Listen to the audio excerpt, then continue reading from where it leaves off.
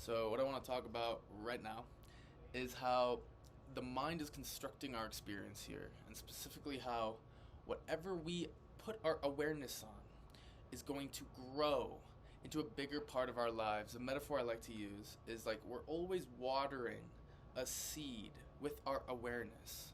So, am I focusing on the seed of jealousy, for instance, a seed of anger, of disconnection? If I am focusing my awareness on these things, I am effectively watering them.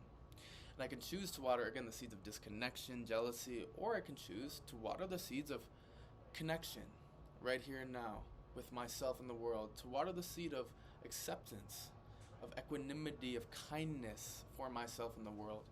Again, just by choosing what I am focusing my awareness on. And again, no matter what, whatever we choose to water with our awareness will grow in our lives. And there's a lot of agency in seeing this, not falling for the trap of, oh, but this story is true, this story is real.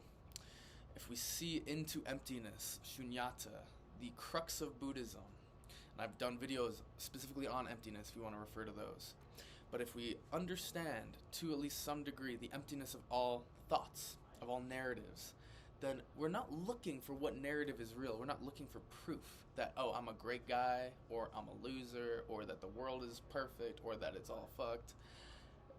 They're all equally empty. And this is where the freedom is recognizing the emptiness of all of these views, not believing that there is one that is more real. They're all empty, they're all illusions. What we call to be reality, truth, is just the illusion that we have granted the power of our belief to, likely by just focusing on it more than the other narratives. So if you're following me, you can see the power in this and just bringing some mindfulness to our experience at literally any moment in the day. Just notice, what am I focusing on right now? Is it, oh, do I look good? What's behind that? Is there some lack in that? What's the impact of that? You know, we can make ourselves look good, but when do we look good enough? It's a valid question. Or am I focusing on, oh, I won't have enough money for when I'm 80, and then what about my kids, and are we going to have enough? If we focus too much on that view, we're watering the seed of lack, of not enoughness. And do we want to do that?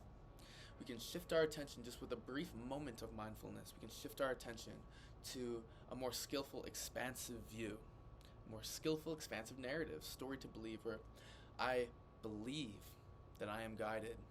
I feel the presence of unseen forces, and I know the perfection of all of it flowing right now. Just put your awareness on that narrative for a moment, right now if you can, noticing the perfection of all of this. The perfection of you sitting here watching this. What is the impact of holding that view? How does that ripple into other areas of your life? For instance, if I'm holding the view of the infinite perfection of things, how does that pertain to my past?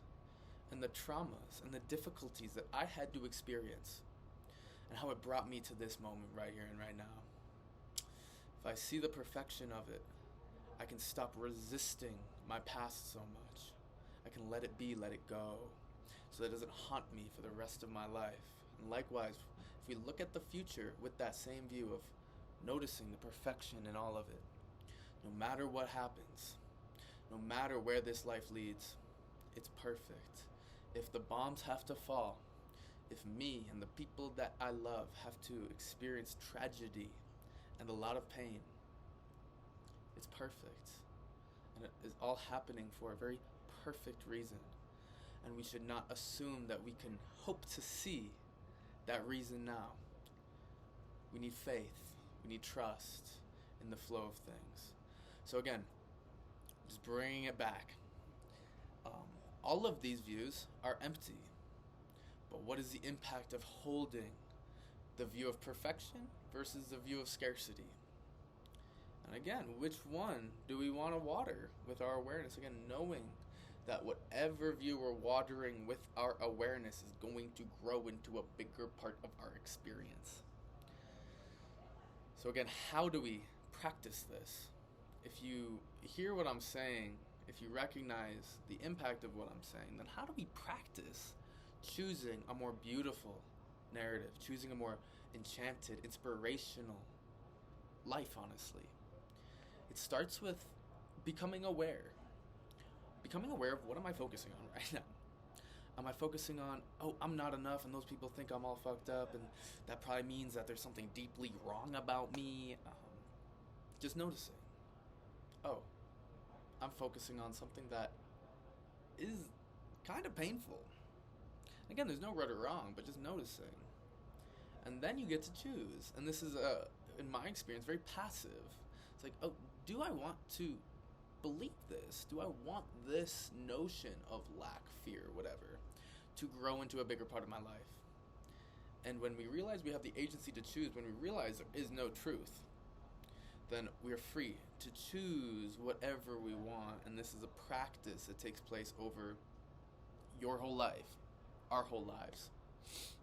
And if we are conscious of the narratives that we're choosing throughout our lives, and if we are skillful in choosing narratives that are expansive, deep, invoke a sense of reverence, depth, spirit, whatever we want, really. If we choose to nourish those narratives, to put our awareness on those narratives intentionally, they will grow. And this happens at the individual level, with me and my little life, with you and your little life. And eventually, this will spread to collective notions of reality, collective beliefs, where us as a culture, us as a world actually, can choose to focus not on fear, not on the news, not on the bullshit politics going on, but focus on the love that you feel in your heart for this place, the blessings that have been given to us. Recognize that. Recognize the breath in your lungs right now is a blessing. It's not a given. And there are people who are taking their last breath right now. It feels good. It feels good. And recognizing the beauty in that, the gifts that we've been given. If we collectively can put our awareness on these blessings, more will come. We are constructing an experience where we really are blessed. And I mean that in a very, very spiritual way, a very transcendent way, where Source, God, creation itself, the cosmos is looking down on us right now, saying, I like what this guy's doing. I like what this person's doing right here. I'm gonna keep feeding them more blessings because they're choosing to feed those beliefs.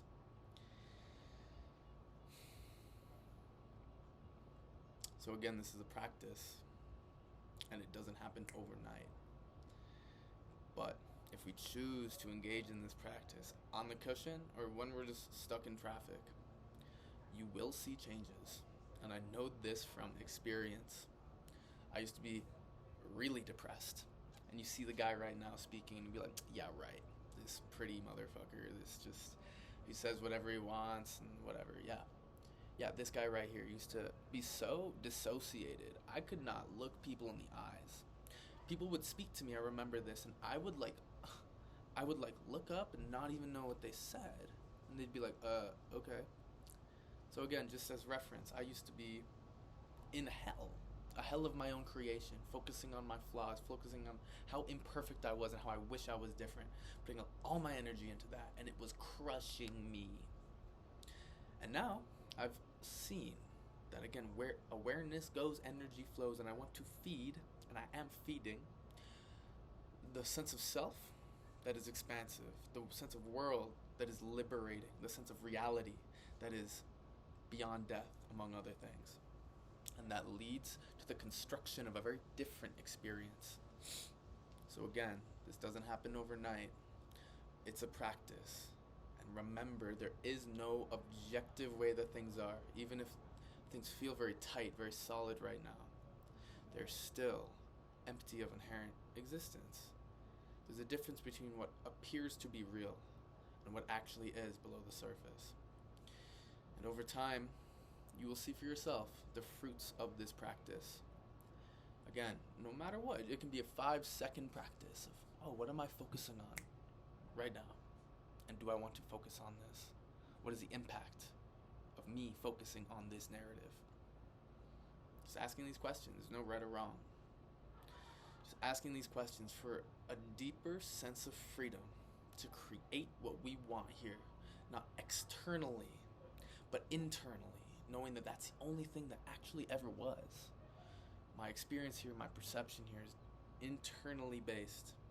And when there is abundance, when there is enough, when there is acceptance here, when there is love for me here and for life just as it is, interestingly, you attract more of those qualities. If there is lack present, where I'm not enough, if there is scarcity, if there is hate present for yourself, you're going to attract more of that. We know this at a deep level. I don't have to prove it. We all know this at a deep level. Again, I'm here to remind people. I feel like that's a big part of this gift that I've been given of communication, of insight. I've been given these gifts, so now it feels like something's like, son, give it back. This doesn't belong to you, these gifts. Give them back to the world, have a bigger impact. Not in any certain direction, just to open, just to let the collective mind release, let go into what we really are, and remembering what that is. This little form, this little body is dust, sooner rather than later. Remember what you are. We're as much the world in front of us as we are this mind, body, soul. They're co-rising. There can be no world if there is not a viewer of this world. And there can be no viewer if there's not a world to view. One comes with another. Anytime there is a you, there is a world that you are viewing. And in that sense, what are you really? As Ram Dass said when he was dying, when I think Duncan Trussell asked him, Ram Dass, are you scared? Are you scared about death?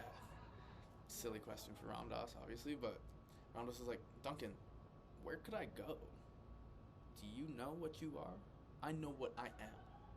And where could I go? Again, feed that view, see what happens to your fear of death. See what happens to your sense of self.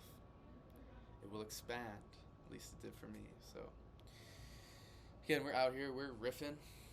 Let me know what you think. Let me know if you have any topics you want me to go into. I would love more feedback. So, yeah, thank you for listening to this.